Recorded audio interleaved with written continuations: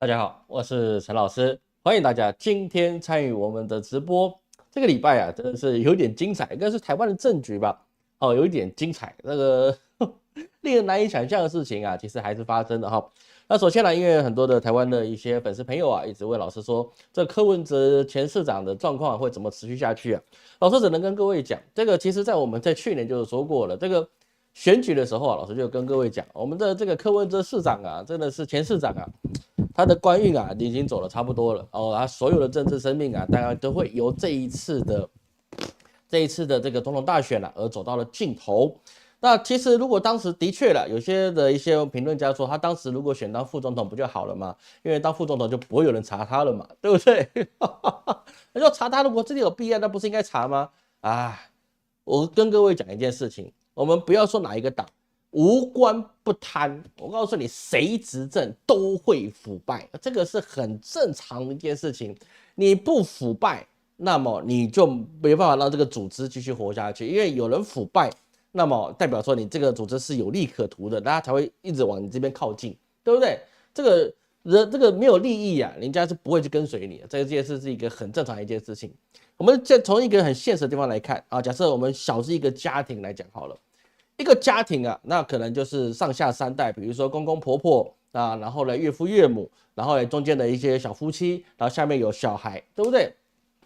那么很多人会抱怨婆媳关系，或者是你这个什么翁婿关系，或者是亲子关系，对不对？很多东西都会有这个问题，但是我们就讲最常会讲出来的婆媳关系来讲好了。一个婆婆脾气很不好，一天到晚去找媳妇的麻烦。是不是还干涉他怎么带小孩，怎么样扫地，怎么样拖地，怎么样去伺候他儿子，对不对？这实在是感觉让你很厌烦的一件事情。但是我们话说回来，这个婆婆真令人讨厌。但是每个月给这个媳妇100万台币的零花钱，相当于人民币20万的零花钱。请问一下，这些委屈是不是都可以吞下来？各位懂老师意思吗？再委屈，看在这个婆婆出手大方的状况之下，她讲的好像都还有点道理。但是如果她就只会挑剔，然后呢还给你拿钱，是不是还说你不应该花我儿子的钱，然后你的家计钱你也得给我一份孝亲钱，然后再去嫌你，哪怕他讲的是对，那也不对了。为什么？因为他在我们身上所获取的那就是利益，而不是给我们利益。那么这样子的人呢，你谁能够跟他在一起呢？这懂老师的意思吗？所以说，一个组织一定会产生腐败。我们不是要容许腐败的产生，而是我们必须正视任何组织都有腐败，我们要想办法防腐啊，这个是很重要的事情。那所以说，我们回到重点，柯文哲这个前市长啊，他这个状况啊，其实是在意料范围之内的。为什么？因为柯文哲前市长，你说他会不会是存心想要做贪污这个事情啊？老师在这边讲啊，我相信他不是存心想要贪污这件事情的。为什么？因为事实上啊。所谓的真的那些比较不好的官员，他去贪污是什么？我就是收受贿赂。收受贿赂是什么呢？我拿你的钱替你办我权力能够办到的事情，这个叫做收受贿赂啊，这个叫做这个非常腐败。但是我们知道柯文哲老先生这一次啊，他这个是把他那个政治现金的钱啊，这些都查得到的账。因为你账查得到，所以是说呢，他就被抓得快，就很简单。你真的会贿赂的，就像某某的一个前总统的家庭，对不对？谁没拿过我爸的钱？就怎么分钱的？去他家分钱，去他家一箱一箱的钱去拿，那个会不会有证据呢？没有证据，对，大家说我没有，对不对？你拿他怎么办？你说我有，拿出证据来呀？你拍照了吗？你录影了吗？你有金流系统吗？没有，没有，你凭什么说我拿你的钱呢？对不对？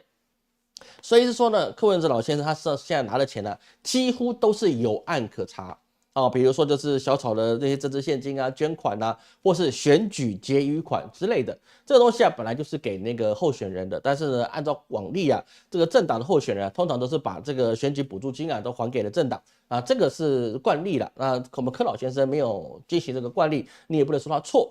但是啊，他就拿去把这些钱啊，拿去没有给了民众党，而是拿去买了自己名字下的这个房子啊，他的确是不对。但是老师只能说啊，他这个人的精神状态，亚斯伯格症啊，基本上他就比较不会听别人讲话啊，他也不会去管别人的想法。我就是要做这件事，你咋地？我觉得该做的事情我就做。那像这样的人啊，老师不是要帮他洗地啊，因为我也没有投他了。说白了，我不可能投他啊。那就很简单，就是怎么样，他做他自己想做的事情，他觉得没事。对不对？反正我怎样怎样怎样，我问心无愧，哎，没有你的行为错了，你就不应该做这件事情。你怎么可以把这么多钱拿去放在你自己名下的房产呢？你当然就是应该洗一下，对不对？拿去怎么样捐给这个谁，民众党，然后民众党去买这个房子，然后再怎么样呢？通过信托啊什么方法状况之下交叉持一下，或者给你其他地方的补助，你是不是就有这个东西了？对不对？虽然明面上不是你有，但实际上是你有，那这个不是等于你有了吗？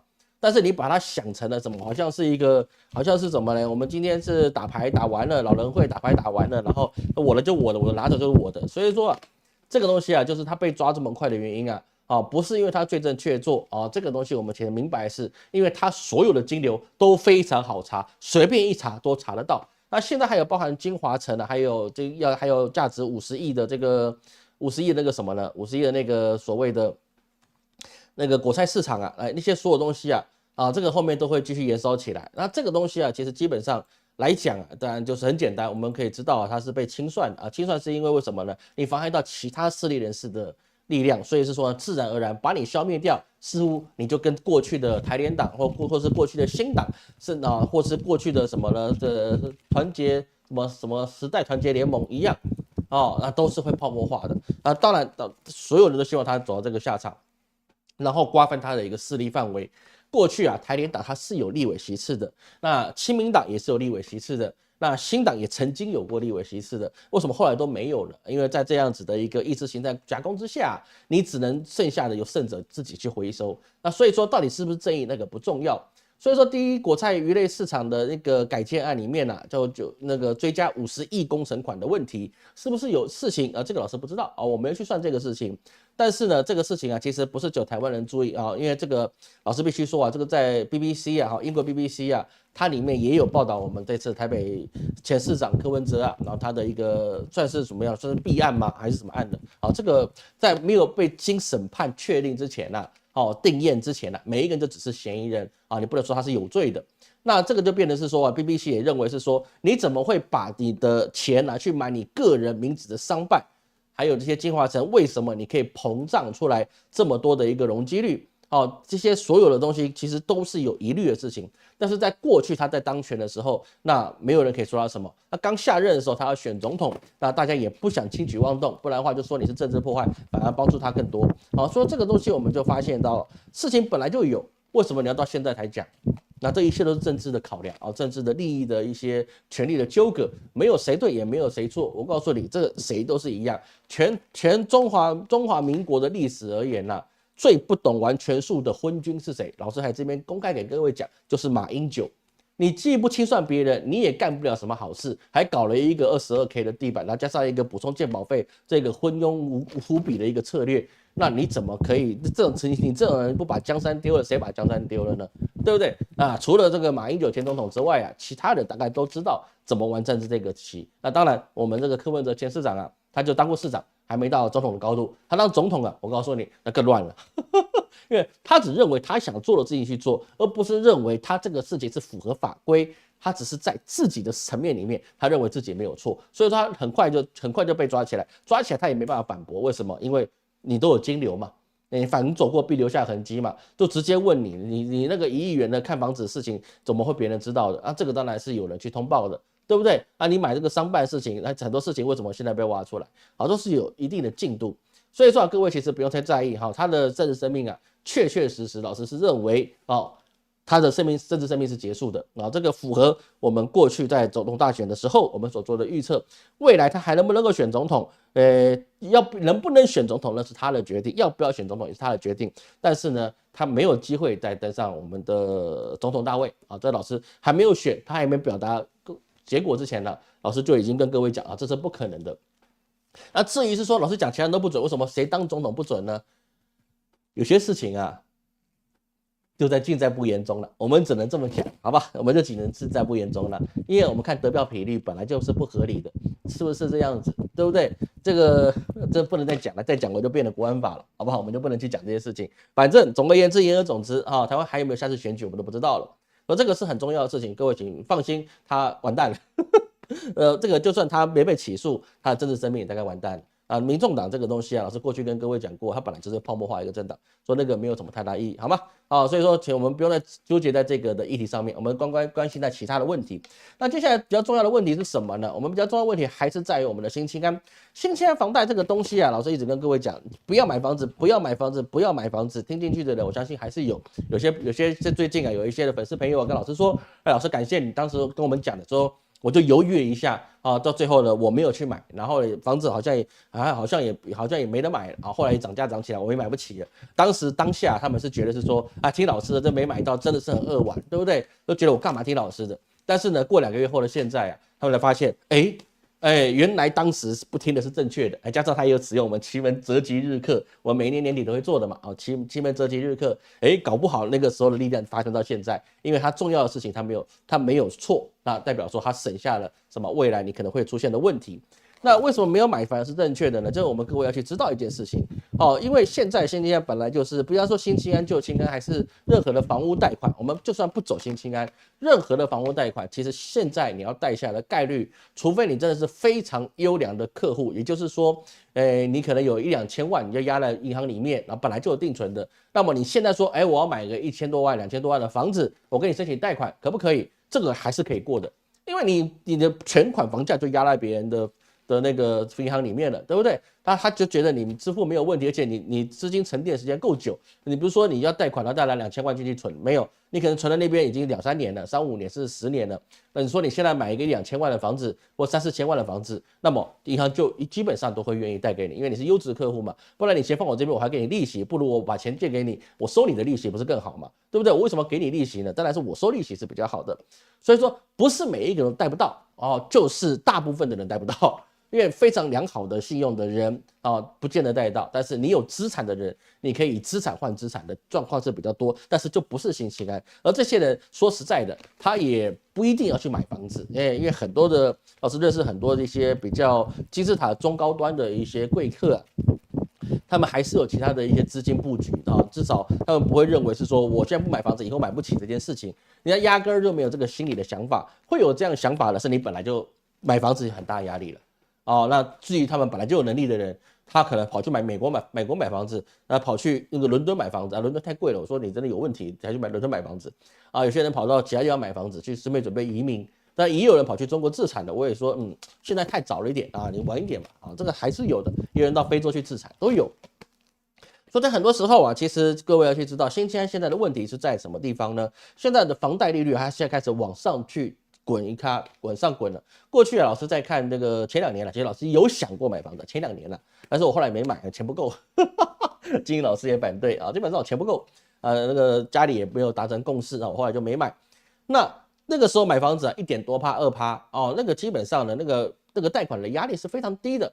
而且呢，他还就是说这个浮动利率就是说呢，可以谈了，就是说，你的利率高涨的时候你继续涨，如果利率继续往下的时候呢，我们还可以给你减利息这个也是有这样的方案。但是无论哪一个老师记不清楚，我就是没有去买，所以也不知道。但是现在的房贷有的到2.75%甚至到3%了。那当然，现在市场上就有一些专家或是放一些空气出来，你现在3%，如果你房市还在继续的在延烧的话，那么你可能会把房贷利率加到4%。这个事情是非常严重的一个事情，各位你要去知道，到4%那我们即使我们说一句话，你很多人可能他是锁定利率，就1.7的地方，1.7的利率就在那个地方，或有人卡到1.5的，就在那个地方它不会动，我们就不提。有些人你是基本上它是浮动利率的，就是它利率往上，他们就得往上，因为随着央行利率去做指数型的房贷。那是在这个问题就大了，因为你利率往上一丢，代表这些人的做一些指数型利率的房贷的人，他的利息支出就要变高，各位懂老师的意思吗？所以说这个问题就变得很大。那加上新买房的尤其是这次新买房的，你才3个月的时间就已经达到去年2/3房市交易量的一个数额，那么就很简单一件事情，这些人真的要把它贷下来，那是不是很多人他的利息可能是高到什么地方了？有可能到后面你为了求贷款能够贷到，你不但买银行的保险，你不但还买了银行什么利利扣扣东西都买了，而且它的利息可能要到4%，这个是一个非常非常高的利息，等于说你新青安你根本就没有省到，而且你还越付越贵。所以说你不要说新青安有没有省到的，那个是极难的事情。所以老师以前在说啊，那个谁在为新建案去做宣传，然后叫大家买房的那个就是千古罪人。为什么？因为你一定把你对那些说服这些人推下万丈深渊。老师最近真的是接到蛮多，是说老师我该怎么办？我是不是应该去借钱，或是怎么样的一些咨询？然后老师跟他讲，你现在不是花钱咨询的时候，你现在应该是去找那些有没有人可以帮你去介绍一些银行或者是头寸的地方了。因为你断头的话，你还有违约金，违约金又不是给你10块20块的，对不对？也不是1、2千块的事情，所以这个事情就很多事情还有滞纳金。我在这个问题之下，那你有人说我不买房子不关我的事情吧？各位你也不要这样想这件事情，因为这次央行为什么还会跳过政府的执政党的问题，而直接去找银行喝咖啡？原因就是央行它是一个超然的一个单位，它是直接听命于总统的，它不是透过一些行政院啊或什么院呢去听他们的话，而是它是直接是由隶属于总统的。那么在这个状况之下呢，那他去劝解银行，你不要把自己的水位提高太多，满水位这个事情是很严重的，代表什么？第一个代表银行你的周转性会出现的问题，对不对？你现在把所有的钱都把它去印进去，你去把它变成了房贷，把它借出去了，没错，你长期来讲你是收到很好的利息，但是如果房市反转了呢？我们讲很简单一句话吧，今天老共打来了，对不对？解放军直接丢2个炸弹，台北大轰炸再来一次，好不好？请问你这些所有房贷，你是不是都完蛋了？大家不会还的，你知道吗？不会还的，因为你都已经战争了，谁要还房贷啊？你见过有人在战争过程中之后还是去还房贷吗？不会的。各位你要知道这件事情，危险就危险在于，银行它是做杠杆生意的，它不是拿我有多少钱我去投资多少东西，不是的。你看很多钱也是从存户的钱拿来，还有从央行那边借钱来，它综合起来做一个资金杠杆，它自有的钱可能只有7%到9%，不多的。说他拿自己的钱是没有多少的，基本上都是存户的钱，还有跟央行这些周转的钱，跟央行借的钱，说这些东西就变成是说他自己没有这么多钱，那么你发生问题的时候，你根本就没有这些流动资金可以去填你这个坑。为什么？因为你这个房贷是30年到40年的时间，30年到40年中间你要立刻把它收回来，那么你就把房子拍卖。那请问一下，真当客户缴不出来，少部分是没有事，如果发生了国际性的问题。比如说，我们今天讲很简单的，等一下我们谈到的第3次世界大战爆发了，请问一些人会不会还房贷？是不是就是一个问题了？各位懂老师意思吗？说央行做这件事情本来就是一个必须要去调控的一些金融的措施，所以说老师上周还有上周都说，我们央行还算是有做事的值得出来去停损。那这个当然，这个又变成说我没买房子，我是不是没事之外，我们还有第2件事情，就是说，当利率提高了，请问一下，美国现在的通缩是不是因为高利率所引发的？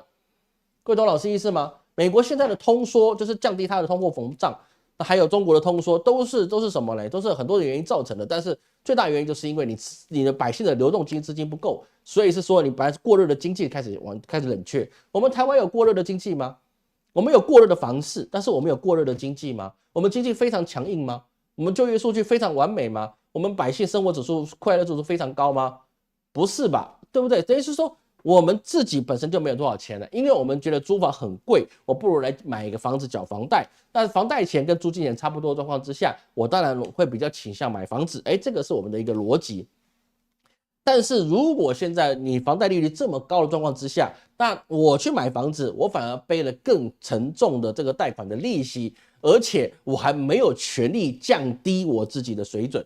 什么叫降低我自己水准？我今天教老师制作这个房子来讲好了，按照现在的贷款模式来看，我1个月要付4、5万块的房贷，4、5万块的房贷我怎么缴得起呢？对不对？我当然缴不起啊，是不是？那我如果现在是租房子的，我发现我这个房租已经超出了我现在的收入成长范围那我是不是得降低我自己的生活需求？比如是说，我就去住个更差的房子住个老破小，好不好？或者我去住一个很不好的顶楼加盖。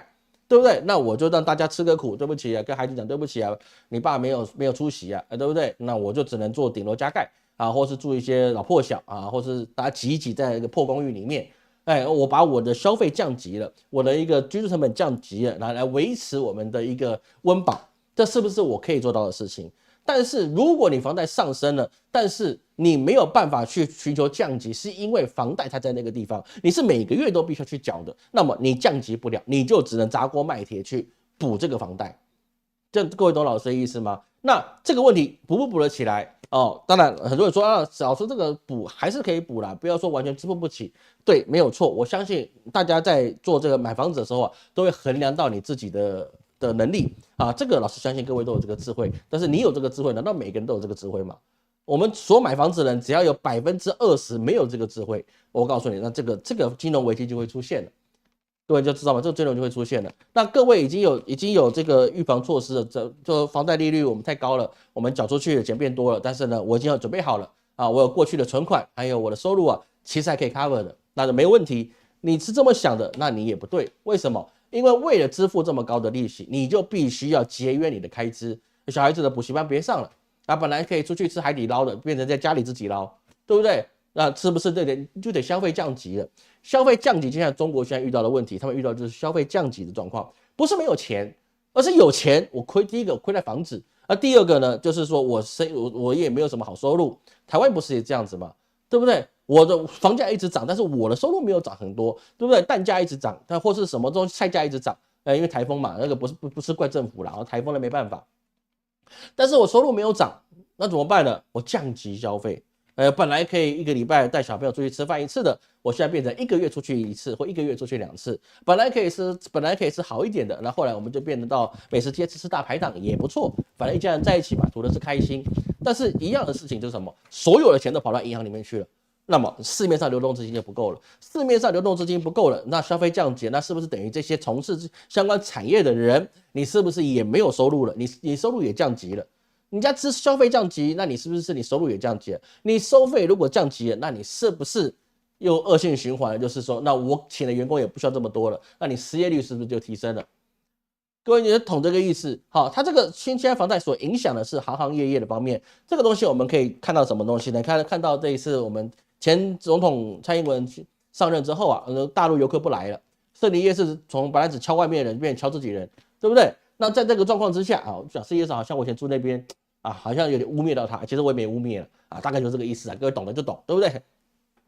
好，那就变成是说，你那些所有南北货的、所有住宿的、所有游览车的，是不是经历到一个很严峻的一个旅游寒冬？加上后面还有疫情，各位懂老师意思吗？所以说我们本来是健康成长的一个经济环境，因为我们的是旅游人口不来了啊，陆客不来了，所以是说我们的所有东西就降级了，因为我们收入降级了。但是呢，原物料还是提高了，为什么？因为乌俄之战啊，因为中美贸易战，我们很多原物料还是提升了，对不对？远在天边的战争跟我们八竿子打不着关系，但是它却影响我们的生活，是不是这样？为什么呢？因为你很多东西你必须从欧美进口，那你问题是欧美是因为战争的关系，他们还有中美贸易战的关系，导致他们的成本提升了，提升找谁？找我们，因为我们是末端客户，那我们是不是也提升了？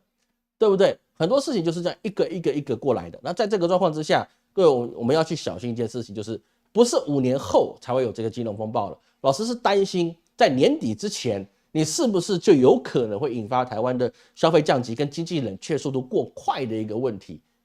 各位懂老师意思吗？因为这个是一个非常有危机的事情，希望各位在台湾的百姓啊，你们还是一样哦。老师还是给各位去建议哦，怎么样呢？你尽量的保存现金啊，股市再好，那个其实啊，除非你孤家寡人了啊，就是你一个人养活你自己，那老师真的没什么问题的。如果你是在家庭里面的，老师还是建议不要太相信股市啊，股市这个东西啊，牛顿都搞不清楚啊。各位，你这是名人的问题啊。牛顿他也喜欢炒股票，对，他是最伟大的科学家之一，他玩股票跌了一屁股，你比他还厉害吗？他怎么算都算不赢股市啊，是不是？这个是公开的一个消息嘛。所以你数学家最强大的数学家、物理学家哦，他都玩不赢股市了，那我们怎么玩得赢呢？所以不要期待股市是你的一个经济状况。你可能说，老师我这个今年赚很多，老师你说的不对，这个总是会有的。但是呢，结论上基本上很少人在这个地方获得好下场。为什么？毕竟这个事情啊，大部分的人都是求横财，而不是求的是理财。你只赌个几率而已啊，这个事情是很现实的事情。所以在台湾的朋友尽量留存现金，学习第2专长，你不一定要学我们师资班了啊，只是老师不在卖课嘛，当然希望你能买一下课啊。但是你有其他的这个社会性专长，你多学一点，因为什么时候台湾的整个经济冷却到它只是维持在最基本的生活状况，你也没办法去把握住，所以这个是一个很重要的事情。而在这个状况之下，限贷令到底会烧到何时呢？当然，我们政府说没有限贷令，老师也不能说有限贷令，我们只能说，当银行满水位的状况之下，它只能透过其他的方法来增加它自己的银行的资金，比如说它可能必须要增资，对不对？银行金控增资，它是不是水位就可以更多了，对不对？你做相对的事情嘛。啊，到那个可能有这个方法，说你大者合并大的，那就有可能哦，它的增加它的一个贷款额度，但是它对于市场来讲，它还是唯利是图。各位，银行是唯利是图的，没有在照顾你的需求的。他说不给你就不给你，雨天收伞呢是银行的最高的指导原则。趁你有的时候就多拿一点，趁你没有的时候全部收回来。最好是只有你破产，不要伤到我。所以银行就是这个样子的，他本来就应该做这件事情，因为他对其他存款人负责嘛。他对你有情有义，那么其他存款人的钱是白给你花的，对不对？那不可能的一个事情，好吧？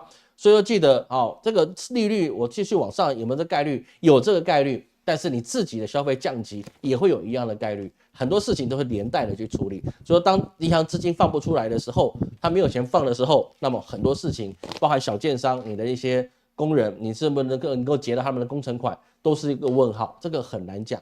说或许现在这个所带来的一个经济危机啊，它或许不用等5年，这1-2年之内，台湾可能就要承受这个苦果。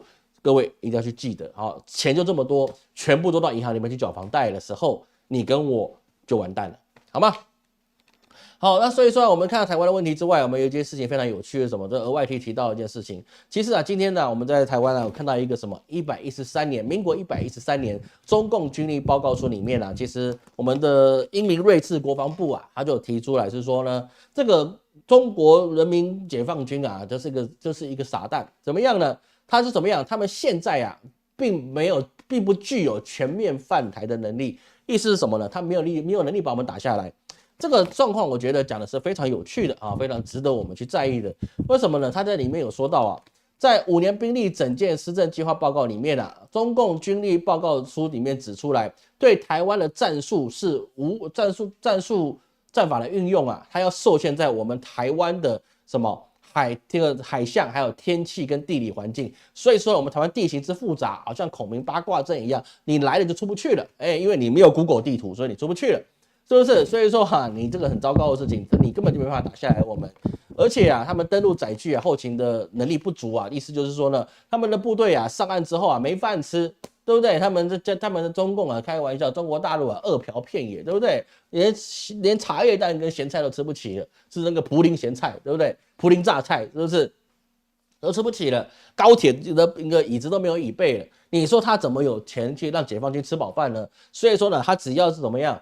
只要是登陆到台湾的海岸上面他们就没饭吃了，后勤补给出现了问题，那枪啊带来了，这子弹上膛了，打一发后面没有弹夹了，差不多这个夸张的意思了，是把它夸张化了当然意思就是他们没有能力过来，因为他们不认识路，不熟台湾的路，然后呢你也没有后勤补给，那士兵吃不饱饭，有这个想法的人其实很多，过去的历史上都有通常提出这个想法了，后来都战败了。等会我说白了吧。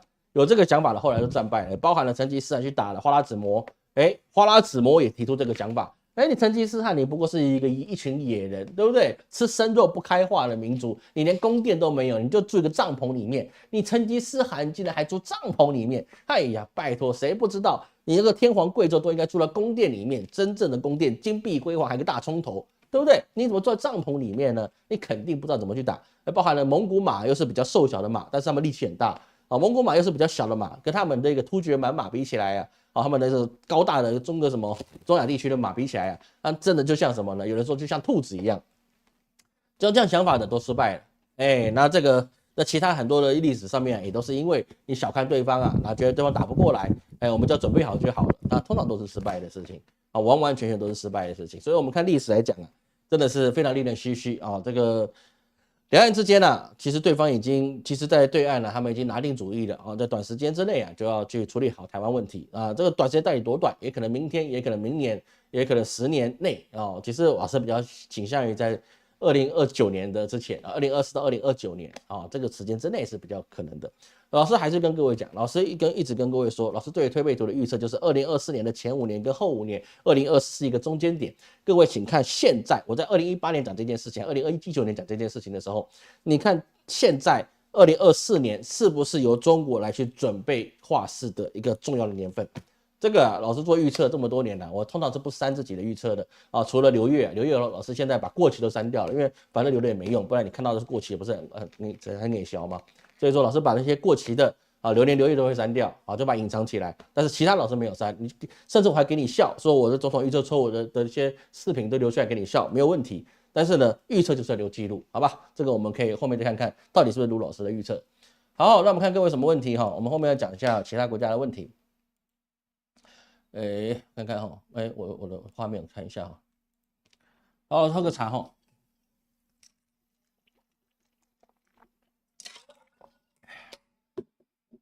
谈一下我听一下中国中世游记黑神话悟空对世界影响人性的启发。我还没玩过我没有玩过，我不知道我很想玩看，但是我没有时间玩我没有时间玩。我有玩的话，我老师试看看了，好不好？我看它是载具是什么 PS5 嘛，我也没 PS5 啊，我想办法，好吧？Steam 上面好像可以下载啊，我再去看看。明年下半年卖房合适吗？新北市卖房，明年下半年卖房新北市，我不能给你这样错误的建议啦。基本上我不认为你现在买房是好时间，那卖房你就看你吧。你觉得现在价格好，你就把它卖掉吧。不然呢，这个我没有办法，因为我没有你的相关资料，我没办法跟你讲这些事情。好，感谢地方赞助，感谢这些地方赞助，谢谢哈。第五制度是诉讼利益，可想而知，本来就是这样，这是正常的事情。打仗机枪系统金融瘫痪，那可以很大的几率离元够了。应该也没钱，应该没钱也没差啊！你可以试试看看，你先去美国实验一下嘛，好吧？美国现在都有零元购了，对不对？你不如你去实验一下，不行啊！你皮肤是黄色的，不是白色的，白色的可能没事啊，那个黑色的可能也没事啊，黄色的你还没出门可能被 biu 掉了，好，那肯定完蛋了。手上多现金有变化的时候会不会都全部贬值啊？哎，你没现金才要担心啊，有现金的你怕什么贬值？没有现金你还是有现金啊，现金还是为王啊。你任何的事情现金都是为王。我们上礼拜有讲到了，对不对？你那个波克夏海参崴，他们都把美国的银行的那些持股卖掉了，那他难道不是求的是变现吗？变现才是最重要的，现金是最重要的，好吗？盛世常欲乱世囤金啊，这个个人的想法 ，OK。无人机可以摆平也行啦，也是行啦。杨洁篪开始，中国就不吃美国那一套，这的确是这样那的确是这样杨洁篪那一次也是很精彩的，还是很精彩。好了，我们继续下去哈。其实我们这个老师也在想我们的这个直播可能没办法一直礼拜三都一直直播，但是老师现在已经确定方针了就是我们周间我们会有一些话题的时候，老师可以先讲，那这样不会都堆在礼拜天你讲不完，好不好？这老师有些启发这个很不错。小议题我们可以在周间我们就随机播出来觉得这个可以这个比较好，也希望跟大家多一点互动。好，我们继续下去我们回到了美国的大选。美国大选是一个非常有意思的一个事情，为什么呢？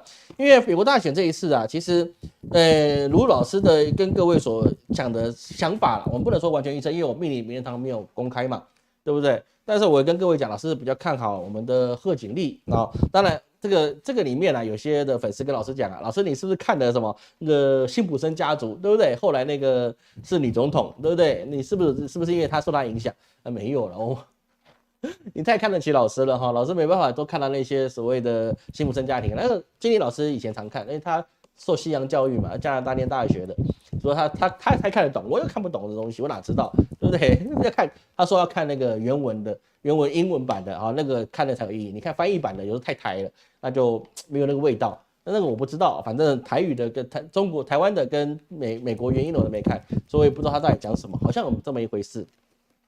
但是老师还是按照老师的专业因为毕竟他符合老师的师资班里面第42堂课的范畴，所以是说呢，老师是比较看好他的。当然，老师之前也说过我对于特朗普能不能再回归总统这件事情基本上是不看好的这个我相信跟了老师4年左右的一些粉丝朋友都知道老师之前上一任美国总统，老师预测是拜登会赢，但是老师也没有全赢。为什么？我本来预测他是赢100张选举人票，后来只赢80张，对不对？那个也不能算老师完全对了，好吧？这个老师也不是神嘛，总是会出错的时候。所以说呢，老师预测100张，后来只有赢80张OK， that's fine， 反正他赢了。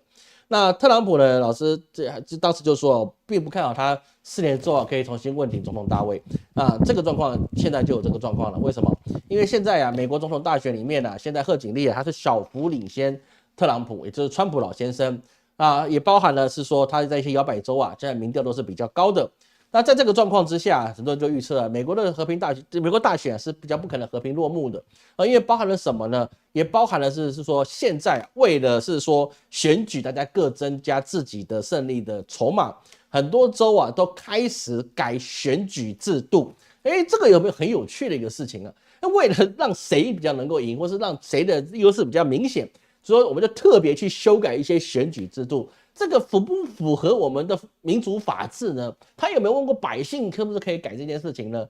对不对？好像也没有。他就是为了去改这个选举制度，说在很多州啊有一些的怎么样，有一些的一些争议，比如说最大的关键州就是那个宾夕法尼亚州哦，他的法院就裁定啊，哦误发的选票能记为有效的选票，为什么呢？因为他认为是说，虽然这选票是误发的，但是呢，毕竟选举人的选民啊，他是真的。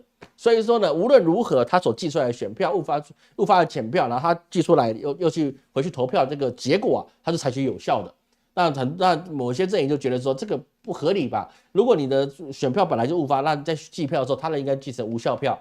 那这个东西公说公有理，婆说婆有理，这个不管谁有道理，那是谁有权利的人说有道理的，所以我们也不能说什么，只是因为选举的人不一样，我们就特别去改这个选举制度，这个是蛮有趣的一个事情啊。这个我就觉得是说，你这个是民主灯塔这件事情，我觉得真的是纯理呀，因为你怎么可以做这件事情呢？你要做这件事情，应该进行公投大选，对不对？公投，然后你说，我们改选举制度是不是好的？然后呢，你所有的州都是比照联邦这个方法办理才比较合适嘛？啊，这个实际上不是这样，那老师也不能说什么，只能说这个在选举制度上面会有一些变化。未来的一些争议啊，肯定也是不小的。他们美国自己当地的一些媒体，还有一些专业人士啊，也是这么觉得。你现在修改选举制度啊，真的是一个不明智的事情，因为谁会因为你这个修改而导致他有当选或不当选？那除非你差距拉很大，不然如果你只是差个20-30张票，或者差一个宾州，对，宾州就19张选举人票，那么只差这个20-30张的选举人票的时候，可能就会有争议的状况。所以这个事情啊，就变得很大很大的一个未来的伏笔。而现在啊，他的贺锦丽他是觉得是说，现在要为小型的新创企业提供免税啊的政策啊，来去做一些优惠政策，然后呢，对富有的一些阶层啊，就是金字塔顶端的人呐，他们课以重税。所以说啊，现在这个富豪阶层啊，虽然他们平常说我们富豪很愿意缴税啊，但是呢，实际上你真的要从他口袋里面掏税出来的时候啊，他当然会觉得，他当然会去怎么样呢？对你的对手比较感兴趣了啊，这个是很现实的一个事情。那这个问题呢，其实也不包含的是说呢，有些贺锦丽的政策并不是很直接的，比如说他的移民政策，或者是他的一些对于那个页岩油的一些政策啊，其实过去他都是反对立场，或者他移民的一些说辞啊，都是很不好的。但是啊，这次啊，在那个专访的时候啊，就变成是说，那个记者就点到为止，也没有去特别去为难他。为什么呢？其实很多事情啊，就是因为你身份不一样了你现在是要选总统的，你就得说选总统的话。那你过去是议员或者过去是参选人的角度是不一样的就是你要竞选总统那个提名人的之前是不一样的。你既然当过了副总统，然后又经历过这么多事情，那么你现在过去有一些的不得当的一些看法跟一些模式啊，那当然就会有一些不一样的一些做法。比如说呢，那个贺锦丽他就认为是说你既然问到我是说现在移民边境的一些政策如何啊，他就说呢，我可能会招一个共和党的人来去处理移民在边境上的问题，到底是把他们乱棍打死呢，还是驱逐出境？这个不一定，要看他们自己的，他未来他要怎么去做。但是呢，毕竟他过去啊讲的这是你们不要来美国这是一些比较不符合民主党过去的一些惯例，那这个就是有些争议，包含页岩油也是一个争议。所以说现在就变成是说，大家都在期待9月10号是不是能够在跟川普去做唇枪舌战的时候，可以获得是说更强的有利一点的一些政见的描述，毕竟是辩论嘛。但是老师认为，你只要有特朗普在的地方啊，你的焦点就不是在政策，你的焦点一定是在互骂这个是我们可以理解到的。特朗普老先生啊，他一定是以互骂或激怒对方或是嘲讽对方为第一要务。为什么呢？因为说白了老师所尊重的而且所崇拜的这些川普老先生啊，他老了，他已经老了，所以老人家啊，其实不是我们说要去歧视老人家，老人家最喜欢的就是鸡蛋里挑骨头，然后针对这个不断的骂你。这个老师老了也会变这样任何老人家都会这样，因为他能记得的东西已经不多了，他能够掌握的东西也不多了，他能够做到的东西也不多了，所以说他找到一个东西，他就尽量想在这个点上去发挥所以说我们说台湾语叫做老还颠不是他还颠，而是他只能通过这个方法去做。我以后我陈某人未来一当老头的时候，各位如果见证到你们的第2代、第3代，可以看到未来我还活着，那我大概率也是老还颠，我大概也是一个那种锱铢必较的那种心也很小的老人家对不对？因为人到那个状况是这个样子的。就简单来讲好了，他除了鸡蛋一条骨头之外，你说白了吧，就算你拿美女黄金放在他眼前，他也吃不了多少，用不了多少，得到他也没办法用到什么东西，他就只有脾气大。说老人家除了脾气大之外，他什么都不大。那在那个辩论状况之下，我们可以预期特朗普老先生他大概是火力四射都在攻击贺锦丽，但是呢，真的政策辩论不出来。但是呢，大家一样会去看，为什么？因为大家想看大家表演嘛。所以说选举变成娱乐化的时候它就不是什么选贤与能，它也不是什么，也不是一个民主的典范，它就为了谁骂赢了，谁表演的精彩了，我们就选谁。我们在选的是 movie star 吗？我们在选的是一个名人吗？不是，我们在选我们美国百姓在选的是一个总统，而且我们在看世界上最有权势的人他的诞生，但是大概率都是呼马一个状态。所以是说在这个状况之下，也包含的是说什么呢？也包含的是说，在共和党里面也有人认为是说，特朗普现在的做法其实跟过去的共和党是不一样的，现在是变成川普形状的共和党。所以说包含的是说，利兹钱尼就是前共和党第三人物他也在摩拳擦掌，等待特朗普落选之后，他要把他踢出去就是把老先生请你退休了，请你休息了，他们要重组共和党，就是说把共和党变成以前的共和党。是共和党还是蛮优秀的一个政党，老师还是说，民主党跟共和党过去的历史其实都是有出现过很优秀的一些领导人让美国非常伟大，这个是有的。但是呢，你走到现在就变得它是娱乐化了现在美国的政坛跟世界的政坛基本上都是娱乐化的，各位不要去想说民选出来能够选出来什么好总统，选出来的都是娱乐型的总统。我们看泽伦斯基就知道了嘛，泽伦斯基本来就是演员嘛，因为泽伦斯基他靠什么上来的？靠他的政见吗？还是靠他的智慧吗？没有，就靠他演戏演出来，演的大家喜欢他就上来了。这就是乌克兰总统，所以他把他带入了一个什么样的状况呢？对不对？但是我们中华民国不一样，对，我们中华民国选贤与能，我们现在执政党就是党的领导人，他是非常睿智的，加上他是一个医生，救死扶伤，所以老师一定效忠国家，效忠党，好不好？我在此宣布，好。所以在这个状况之下，共和党里面会有200名的前官员的幕僚具名支持贺锦丽。但是呢，我们上个礼拜也有谈到就是那甘乃迪家族的那个小甘乃迪他也去跑去他有打算去支持川普。但是呢，这个东西其实影响程度是不会很大的，这两边的倒戈的影响程度都不会很大。为什么？因为选举选的就是信仰娱乐完了就可以选信仰，跟选影帝影后是一样的意思。所以在这个状况之下，就变成是说，美国现在能够选出来的东西对他未来是一点帮助都没有了。所以美国未来的经济前景跟他世界前景是比较值得去我们去担忧的一件事情。而在后面我们刚才所谈到的，比如说他有很多州就是阻止选举认证，还有选举否认这些很多事情就变成现在很多争议。大家为了败选而去先做好一些准备，来推翻胜选者。各位，我们会注意到，美国现在做的事情就是在于要去阻止他自己败选之后，然后要如何去推翻这胜选者。所以说，这个选举制度到底是不是选完就完了呢？除非我老实说，除非啦，好不好？我们讲一个比较极端的例子，贺锦丽赢150张选举人票，那么这个事情共和党才没办法推翻。如果你又是来个几十张的，我告诉你，这个问题就很大。赢到150张以上那你不能你就算你推翻了宾州或是推翻了加州都没用，对不对？你就必须你150张那个状况，你是很多州，那个差距太悬殊了悬殊到你没办法推翻，那这个还有道理。但是如果你还是跟上次一样80张60张，这个问题就很大，美国会陷入一些比较不好处理的状态那个流血事件恐怕跟过去一样是比较难以避免的一个事情，好吗？所以说我们看完了美国之后，我们要看另外一件事情，但美国经济我们等一下也会看了。我们回头来看一下这个中国的状态。在中国我们发现到一件事情，就是说在8月29日华为发布了2024年上半年的营运业绩，它已经实现了营业收入是多少呢？4175亿人民币。它比去年当然你不能拿去年来比因为毕竟去年还没有照过去那个没那么多的一些有利的一些消息但是呢，它比去年成长34.3%净利率达到13.2%这个是很高各位你要去知道，它的营收如果是4175亿人民币，它的净利率就是13.2%，那么它赚了400多亿人民币各位，这个是很高的钱是不是？所以是说啊，它净利就我们稍微掐指一算，大概就是551亿啊。老师这边有小抄了，不是老师算得出来哦，等于说它就500多亿的一个500多亿的一个净利啊。哦，那个买华为股票的人，不知道你们能分到股利吗？不知道。所以说它成长了18%哦，首次突破净利达到500亿的大关。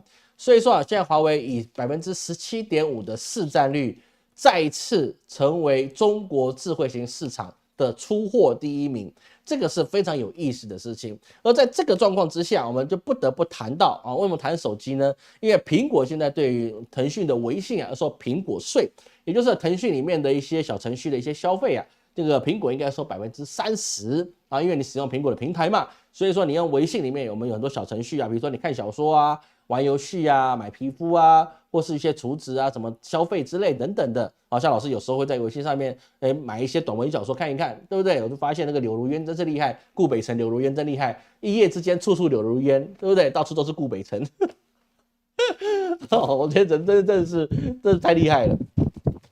哦，那就变成是说，这里面所有的一个收入，哪怕你是10块钱的人民币的支出啊，你也要付3块钱给苹果当苹果税，不然他就要把微信从苹果中下架。这个事情，各位老师已经在前几年我们就跟各位谈过这件事情。中国要反制在美国的一些，比如包含苹果这些的公司啊，非常简单，他就让苹果里面下架支付宝跟微信，那么就没有人会买 iPhone。这样言犹在耳，老师讲的没有错吧？因为你没有办法。在没有微信的状况之下，然后你有办法在日常生活很方便，你就只能使用支付宝。那支付宝，那你就苹果去干掉了微信之后，它下一步是不是就开始去处理支付宝呢？也是一定是会的嘛，对不对？微信它不只是一个是聊天软体，它最重要的其实还是在微信支付上面，对不对？像是微信支付，老师就吃足了苦头，对不对？申请它老是申请不过，是不是？有些网站的运营就很痛苦。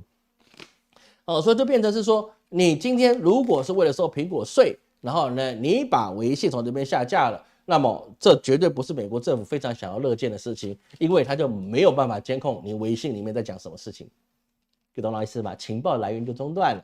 所以我觉得苹果他做这件事情的时候啊，他真的是缺乏了深思熟虑，因为你到现在基本上你还有机会去偷看那个微信在苹果里面的一些对话或者是一些情报的往来。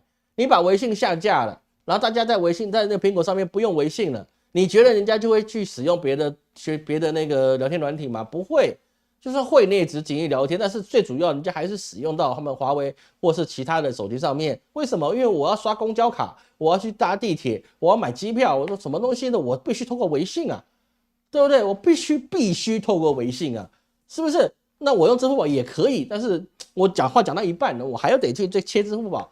对不对？那也是一个麻烦。对，微信跟支付宝当然是一半一半的市场，但是苹果把它下架起来，其实我觉得那是苹果要自毁长城的一个状态哦，就是真的是自毁长城一个状态。你把微信下来之后，你叫美国的一些特殊的情报单位怎么去追踪微信里面的对谈的？难道那些官员们，难道那些富家贵族们，他们不用苹果吗？苹果那是一个品牌象征，用苹果等于代表你上档次，高上档的档次啊，对不对？因为一支不便宜，5000多块人民币啊，对不对？那我用苹果，然后代表跟别人讲，我用的是苹果3件套，以前是什么 iPhone、iPad 跟 iPad 啊，现在没有3件套了，现在是变成苹果手机，然后 iPad， 然后这 iMac 啊，就是笔电嘛。那笔电现在也少人用了，没那么多人用了，这真的还是手机就够了。那你都没有了，别人为什么要用你？对不对？那是不是就变得很糟糕？所以说这个棋真的是一步臭棋。你再以为你可以威胁到微信，微信真的下了，我告诉你，它在中国的份额市场不会减少的。不会减少的，你只会刺激到别人，他去买一个小的备用机来专门去使用微信的，那这个事情才是真的严重。那你再去动支付宝的时候，苹果就基本上你在中国的市场，你只剩下高上大的装饰机，因为你既不能用微信，也不能用支付宝，你等于废物。老师很确实跟各位讲，哪怕你去4、5线城市，哪怕你去一些炫富的一些什么小公主，你跟他讲，你这个苹果手机买了，你不能用微信、支付宝，他不会丢掉，但是呢，他不会再用。为什么？因为谁要啊？我没有微信、支付宝，我等一下我去搭地铁，难道我刷身份证啊？对吧？地铁没有办法刷身份证，地铁你还是得去扫码，对不对？不然我得去自己去买票，那个是很正常一件事情。所以这个问题就变成是说，美国现在做的这个事情啊，尤其是苹果做这件事情啊，对苹果是自己的一个伤害，而且是一个非常很大的伤害。而中国在其他方面也包含了什么？也包含在29号中国商务部啊，它对于是说欧盟开始进行了白兰地的存在倾销的问题，所以是说倾销问题之后，它怎么去处理呢？不处理。中国在29号，也就是前2天的时候，他跟欧盟就发了消息，我认定你白兰地是倾销。当然了，那个白兰地大部分都是欧洲出来的嘛，对不对？对，白兰地干邑啊，开玩笑，那也要好酒，当然就那些 KTV 要去喝好酒，你当然知道喝白兰地啊、威士忌啊，对不对？哪一个不是主张你进口的？对，高尚大嘛，是不是？你真的更高级的就不是喝白兰地跟威士忌，喝的是茅台了，对不对？茅台是另外一种喝法，也是不一样的。是不是？那这个东西呢？法国就是中国的白兰地进口的第一大国哦，就是中国啊，它是跟法国进口白兰地啊，是在法国里面是个大客户。如果法国它现在是欧盟里面，如果存在这个倾销，那是不是就有反倾销税？哦，可能就会变成了一个制裁的一个范围之内。那这个对于是法国在中国市场的销售造成的影响。为什么？因为白兰地变贵了。那我们也知道，中国现在存在消费降级。如果一样的酒，我今天喝的是1000块人民币。但是呢，你将来被制裁之后呢，我必须喝到1500块人民币，那没关系，我喝其他的吧，我喝白酒，我喝喷酒可不可以？我喝杏花村的酒行不行？那当然也是可以。所以这个问题就产生了很大，说对于整个事情就产生了，对中欧之间啊，就看你的善意在哪里，我们来去怎么去做。而中国它现在也不是什么事情它都非常的顺利，比如说什么呢？比如是说北韩现在就开始禁止什么，在他们的北韩的境内啊，就是金小胖的领地范围之内啊。禁止看中国的影视剧，为什么呢？因为中国影视剧实在脑洞开得太大了啊！不止柳如渊、顾北辰哦，还有很多的一些很特殊的天马行空的一些戏剧啊，真的是超出人的一个怎么样脑洞大开的。我说实在的，脑洞大开的，比如说之前那个穿越时空过去的医生啊，或者什么现在那个什么叫什么名字啊？突然忘了，之前怎么第2集出来叫做什么名字，突然忘了。哦，那说这忘什么？陈道明演皇帝那个哦，这个后来就忘了哦。那这个东西就对于淳朴的北韩来讲，就给他们太多的想法空间。说对于像北韩这样子的一个国家，你给他百姓这么多的一些思想的活跃空间啊，对他的统治来讲是不利的。为什么呢？因为中国发展太快，他们照到很多中国的一些情景嘛，对不对？那后来也是禁了。那所以说啊，不止俄罗斯跟印度人的片被禁止啊，也包含中国的片也被禁止。说中国也不是到哪里都吃得开哦，很多事情啊。还是要看当地的一个模式的进行。而在这个状况之下 ，IBM 呢在8月26号的时候也去证实是说，它要彻底关闭中国的研发部门啊，受影响的员工也不多，1000人，1000人多不多？还蛮多的，但是就是一些白领阶层的人啊，以前挂了一个 IBM 的一个识别证啊，再去买杯星巴克，你大概就是什么？就是白领大家人人称羡的一个好苗子。但是现在就没办法啊，就突然就直接把你怎么样，包含经理啊，一次给你撸到底，就直接把你裁掉了。这1000人啊，基本上你也没什么地方可以去了。好，老师可以跟你预测的结果什么？哪怕你是 IBM 的总经理，哪怕是 IBM 的重要人员啊，我告诉你，80%以上的人啊，你都找不到工作。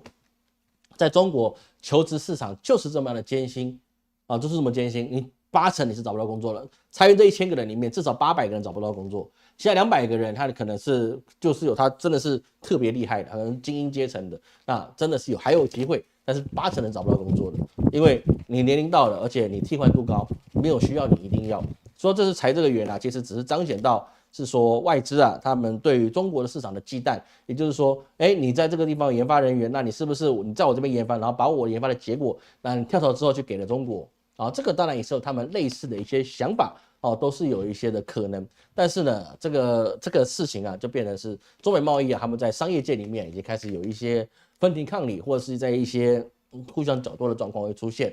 所以是说啊，各位去注意哈，不只是说他们的会计事务所有一些财测的问题 ，IBM 有财测的问题，也包含了上次我们谈到的沃尔玛，它也出清了京东的股票的问题。这里面在方面都在展示了什么？展示在中美双方啊，它是有可能有一触即发，会有两边比较大的一些纠纷跟争议，甚至是有可能因为你乌俄之战或者是以色列之间的问题导致了世界大战。那个时候，这个整个状况会变得更加的严峻。所以是说，他们能够撤手的，能够开始收的，会先开始收。我们一定要见微知著，很多小事情，一件事情我们可以当个案，但是它有形成了2、3个点，可以成为一个面的时候，我们就要知道这个事情一定会带来后面很多事情的可预测性啊，这个是一个非常重要的事情，好吗？好，那我老师稍微看一下各位有什么问题，老师喝一口水。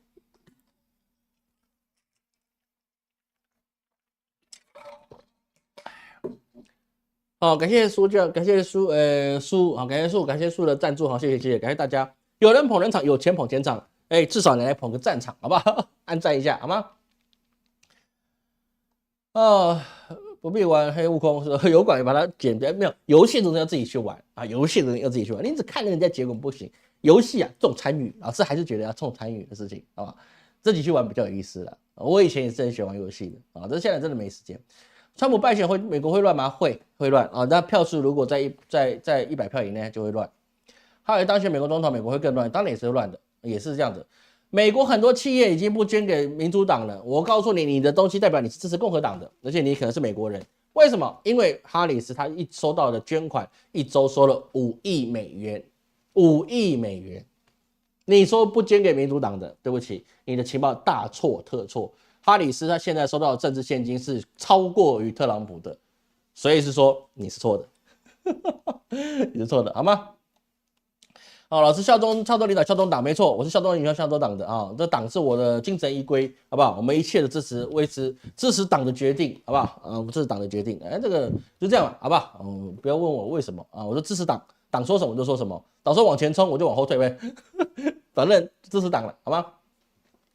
而现在重要的事情就是在于是说，现在真主党现在在狂轰以色列，包含说他们现在已经开始怎么样，开始做一些实质的一些准备。所以我们过去预测，要么他认孬，要么他就是在调兵遣将，准备粮草。那通常我们现在可以看到的事情就是，这些这个不是说第三世界，就中东地区啊，他们真的是在准备粮草哦，准备来干一波大的东西了。所以连特朗普都在说啊，世界着火啊，世界已经着火了，那现在基本上就在三战边缘啊，这个东西啊，其实是。相信是很多明眼人都觉得是说这个事情的确危机很多的，包含的是说法国去挺了以色列，那在法国就产生了反犹太的运动啊。那在二战之后，本来已经大家偏向于同情这些犹太人，那到现在二战之后基本上又开始有很多人在反对犹太人。其实这个东西是不公平的，因为真正在主导战争的并不是全部犹太人，只是部分偏激犹太人，而且他刚刚好他是表演的很好，他选上了。所以是说，他代表所有犹太人去做这件事情，但是他大部分的犹太人毕竟都没有，就是说希望战争进一步扩大的。为什么？老师可以很负责跟各位讲，犹太人是一个做生意的好手，做生意就必须和平，对不对？你去打这个仗，你说打到现在又变跟过去反犹太人，那他是不是又得找代理人去做生意，不是更麻烦吗？对不对？当然是希望世界和平，生意人都是希望世界和平，因为和平我可控的因素是比较稳定的。那你战争是不可控因素太多了。那比如说简单好了，秀才遇到兵，有理说不清。我今天不但是要抢劫你，我也不管你是谁，我就要你的命的时候，我不管你对世界是不是特别有用，我也不管你是不是什么伟人，我今天抢不到，我就要你的脑袋，抢到了我还是要你的脑袋。那这个就是战争。然后不管没有因为的原因的，就是我单纯就要你的脑袋，就这么简单。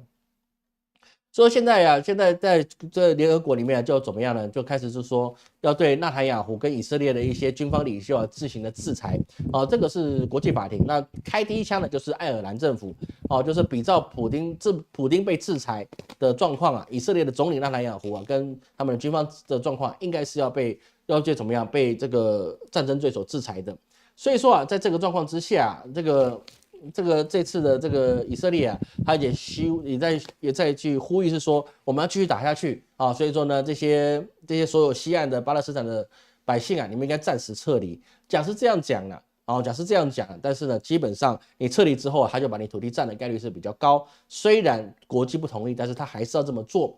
但是我们还是要回到我们过去所预测的是，你以色列你没有办法占领巴勒斯坦的土地，国际社会不允许。开了你这个以色列的先例，你以为你赢了，你可以靠大赦靠美国去撑腰，你就可以占领巴勒斯坦土地，这是一定是错的，这个结果一定是完蛋的。为什么？因为只要有任何人同意你去占领巴勒斯坦的土地，那么全世界强国就开始做侵略。我侵略跟以色列有什么不一样？你可以打，我也可以打，你可以占领，我也可以占领啊，对不对？那你根本就给普丁拍拍手，太好了。你占领巴勒斯坦，那乌克兰、波兰那些过去旧苏联的土地都可以是我的，我想打就打。你谁在跟我讲犯战争罪？你问纳坦雅胡，他行不行？他行，为什么我不行？我比他还强呢，对不对？说国际政府不可能允许他做这件事情。但是纳坦雅胡必须做，因为不做他就死定了，他就必须做。但是这件事情到最后鱼死网破的时候啊，那就变成大家不能不去解决的一个问题。因为美国如果不去处理这个以色列，不支持以色列，他自己的政局也会不安。因为毕竟是高层跟部分有权势的以色列人他们再去主导美国的一些政府。而这次胡塞组织啊，也包含了什么呢？他直接登船，登到那些欧洲的船、欧盟的船叫做挂希腊国旗的，叫做苏尼翁号。直接上去它船上面有100万桶的石油，他就直接上去安装炸弹，直接把你油轮给引爆了。就是胡塞组织啊，胡塞武装组织啊，直接登上这个欧洲的船里面就是油轮装油的，装原油的，直接把你引爆。那我就炸了你，你怎么着？我就炸了你了。那美国有立刻处理什么事情吗？没办法，没办法，因为胡塞组织它并不是一个国家嘛，它就是一个民兵组织。那炸了怎么办呢？你能够再像过去一样直接把他国家给占领吗？没办法，对不对？你能够把伊朗打下来吗？没办法。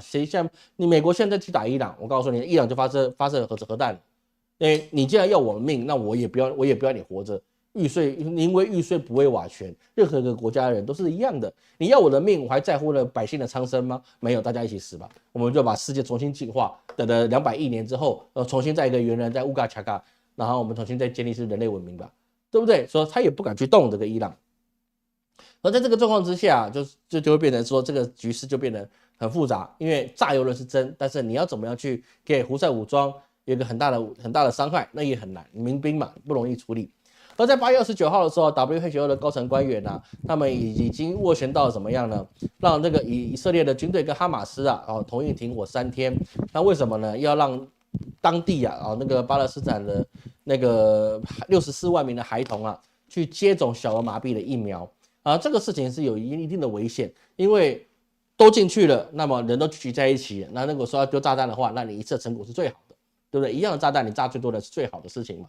这个事情老师有点忧虑，如果以色列的狂人如果真的不讲武德，对不对？刚种好疫苗，然后那个可能医疗人员还没有完全撤出，就直接把当地给炸了。你知道那样的状况会死多少人命吗？利鲁姆都可以重新当14魔王了。我跟你讲，真的，那个是非常严重的一个事情。所以在这个状况加沙的冲突一直以来已经有10多个月了已经造成多少平民死亡呢？目前已经知道的事情已经造成了4万多名的平民死亡，4万多名4万多名的生命在这个战争中消失了，而且是平民你今天不是军人是平民这真是人神共愤的，这是近代的惨案，历史上一定会进纳坦雅胡一笔这个未来的我不晓得他们的上帝会怎么惩罚他，但是我相信不会轻易的放过他，因为太残暴了这个真是太残暴的事情了。而在这个状况之下，我们回头，我们刚才都跟各位借个10分钟的时间我们来讲，最后把那个该讲的那个乌俄之战，我们把它讲完。讲完乌俄之战乌俄战德国本来他们已经之前我们知道上个礼拜去揭发出来说北溪管线是谁炸的或者说传出来了这个炸的是某某军人，对不对？他锁定了北欧的一个嫌疑人，在29号的时候，而且发出了欧盟逮捕令，是不是？因为他在这个人因为乌克兰和波兰的帮助去逃脱出德国了，所以也不好抓他。但是呢，发出了欧盟逮捕令之后，波兰保护了这个凶手他是不是真他炸的？其实老师抱持了怀疑态度了这是抱持怀疑态度。但是波兰的安全官员说他们不会抓这个人的，你欧盟逮捕令在我这边没效的。为什么？因为他是英雄。炸了有北溪管线是英雄，你炸北溪管线损失的真的是俄罗斯吗？俄罗斯卖油没有比较少，卖天然气也没有比较少还是卖很多他怎么会是英雄呢？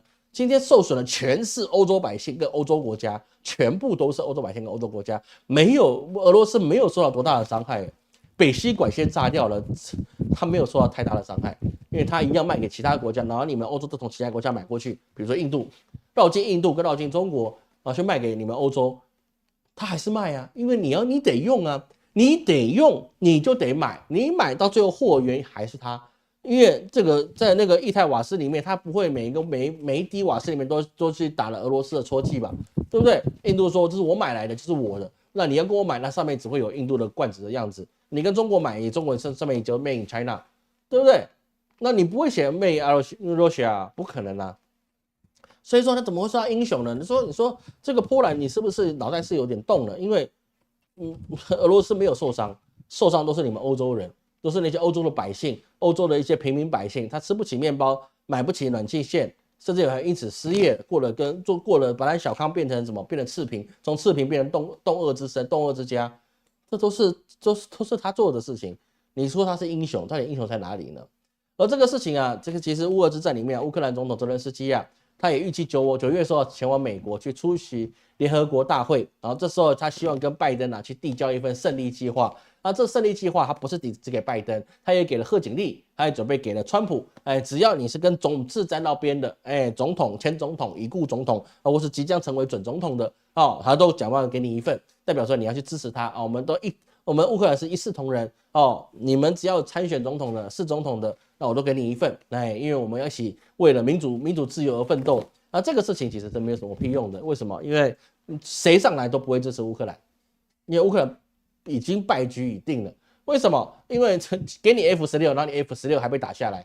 那打下来是苏凯57吗？还是爱国者飞弹？没有人敢说。但是俄罗斯方面说啊，这个是美国飞弹打掉了美国飞机。那这个里面当然这个还是有这个几率啊，但是毕竟驾驶员已经殉国了这个已经不能去讲什么了。但是就很简单一件事情是，你今天 F16在交付之后，它就被击毁，那基本上以后要给你的武器不会给你太好的，因为 F16都可以被你炸了，无论是被敌人炸了，或是被你自己炸了。一台 F16多少钱啊？开玩笑，你给你，然后你还没有建功它就被炸了，那你还给你什么东西啊？给你一个球啊？毛都不给你了，这毛都不给你了，所以这就没有办法。而这个状况之下，俄罗斯的国防部在8月27号的时候也说，俄军当天凌晨使用高精度的武器包含匕首的导弹，还有攻击型的无人机，对乌克兰关键的机场设施实施了什么集群打击就是说打一些机场或是一些重要的单位而且他指定的目标都被打坏了，然后都已经成功的把它摧毁掉了。那这个时候那个拉夫罗夫也是俄罗斯的外交部长他就跟大家说，西方你们最好想清楚一点，如果你允许乌克兰使用你们西方的武器深入打击俄罗斯的领土，比如说莫斯科，那么这个就是会触发第3次世界大战，而且打下去不是只有欧洲会受损。意思是什么？叫欧洲以外的国家去劝欧洲，你们不要轻启战端，你一起战端，对不起，你在哪里，你躲到哪里，我他妈打到哪里。那俄罗斯有没有这个实力？俄罗斯是有这个实力的。我们一直从他这个乌俄之战爆发那天开始，老师就跟各位讲，俄罗斯他没有输的机会，不可能输的。以色列爆发之后，老师也跟各位讲，以色列没有赢的可能，那俄罗斯没有输的可能，他只有赢，不可能有其他的选项。意思就是他有足够的一些的能力去支撑他这场战争。毕竟他只要单面作战。俄罗斯它只要单面作战，它不需要多面作战，这是完全不一样的一个事情。而在这个状况之下，基辅的一些被轰炸的状况之下，也导致了乌克兰短暂的它的乌克兰全境的一个电力是中断的。而在这个状况之下，我们知道前阵子乌克兰不是打进了俄罗斯本土吗？那老师跟各位有谈过一件事情，这个打进去的俄罗斯的本土，基本上你就被人家坚壁清野了。你没饭吃，没有据点可以去做，然后呢，你后勤你也没办法很好的补给下来，这些人基本上都是被牺牲掉了。那么到现在这个状况基本上的确是如此原本是包含了什么？乌克兰总司令在8月27号也承认，基辅原本希望通过进攻库尔斯克，将俄罗斯大量的兵力从红军村引开。也就是说呢，就是做一个调兵叫什么，就是一个声东击西的一个策略这个是输的这个是俄罗斯根本就不管你。所以老师上个礼拜也跟各位讲，俄罗斯不会管你的，对不对？你把兵调到我的境内，那我就把它放在境内，反正他也进不去出不来，是不是？我就把它围在里面，那么你其他地方兵就少了，那么我其他兵继续来打下去，我不就好了吗？我白俄罗斯可以调兵，我车臣可以调兵，我一定要用我自己的兵吗？而且我还有什么？我还有那个瓦格纳军团，我怕什么？瓦格纳军团也是我前国防部长后来递补上去当成他们的佣兵团的领袖，对不对？一切事情都在普丁的掌握之中，你怎么去做呢？所以说原来的那个红军村本来它只有这么呢，原来俄罗斯距市中心只有10公里，到现在呢只剩下8公里了。为什么？因为乌克兰的军队对上俄罗斯的军队人数就是士兵的人力资源是1比4。等于说你一个乌克兰的士兵要对上4个俄罗斯的士兵，1打4啊！你以为什么？你以为是抗日神剧啊？拿着大刀砍鬼子啊？那不可能，你一定是输的。为什么？因为你军力、兵力上你没有办法去抗衡，你的战备准备上，还有你的士兵的质量，你也比不上俄罗斯。俄罗斯它的正规军可能一开始调过来并没有这么精良，但是从西打到东，从东打到西，对不对？打一打他们也有经验了，有经验他越打越凶悍，就像蒙古人一样，他过去的可能就有15万的蒙古兵，打到后面变100万大军，越打越强，越打越知道怎么打，打出经验来了。说老兵是战场上最稀缺的资源，而乌克兰没有老兵了，都该怎么样也都怎么样了。所以说啊，这军事专家就有在想，是说克里姆林宫也就是普丁啊，本身并没有抽调乌东的俄罗斯军队，而是以年轻训练比较差的部队去增援的那个什么库斯克，那跟我们之前的预测是一样的啊。基本上那个乌克兰他讲是说，我打进去你的国家里面，你就应该回防哦。这个基本上跟我们预测一样是没有用的。所以是说库斯克打那个乌克兰军打进去之后啊，就基本上就是坚壁清野。跟空城计没什么两样，他早都把人去撤离了，物资也带走了，留下有毒的物资给你去吃。那么你要怎么办呢？种田嘛，种田你也得半年，你没有在冬天你怎么去做呢？当然是只有乌克兰受损嘛。当然我们也知道前两周我们有谈过，俄罗斯它也是它的一个油库也是被炸掉了啊，炸了它2天大火是灭不掉。那8月18的时候，但这个事情对于整个的体量来说还是有限的。所以说啊，在这个乌俄之战里面啊，乌克兰的无论是他自己的军队，或是他的雇佣军啊，雇佣军里面也包含了英国的教官，也包含了加拿大的一些佣兵集团啦，基本上很多都已经被消灭掉了。哦，这个对于其他国家来讲，那是脸上无光。你说这些雇佣兵跟那些国家军方有没有关系呢？其实多少都有关系啦，因为你又不是胡塞组织，或是你又不是过去那些浪人集团。你这些雇佣兵啊，你国家一定知道说我国家里面有哪些是雇佣兵的公司，对不对？那一定是有点关系的。但是呢，这些人出去不代表国家，但是他被歼灭了，代表是什么？代表你脸上无光，也代表你们的雇佣兵不咋地，那你的正规军大概也不咋地，因为雇佣军啊，你要继续参加它，你还是有一定的考核哦，也不是去领薪水而已，你是领好几倍的薪水啊，死了还有抚恤。对不对？你给他那么好的东西，那自然会吸引到比较有能力的人进去。那么雇佣兵都会被歼灭了，那么你正规军，人家也不会太瞧得起你了。我说白了吧，啊，大家也不会太瞧得起你。所以是说啊，为什么我们在看这个南海的问题的时候啊，为什么那个解放军他们都是派海警船？为什么海警船就把你弄得要不要的呢？我还需要出动解放军啊，我还需要出动我的海军啊，我海警船就把你撞得七荤八素了。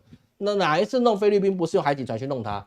对不对？因为海警船就足够了，杀鸡焉用牛刀，这是一个威慑。因为来的只是海警船，而不是海军，是不是？而菲律宾来的是海军，那你用海军去配上别人的海警船，就配上我们的海巡署一样，你的等级是不一样的，那你就变成是什么呢？以上士去，以下士迎战人家的中士，那这个状况就变得蛮不好的状况。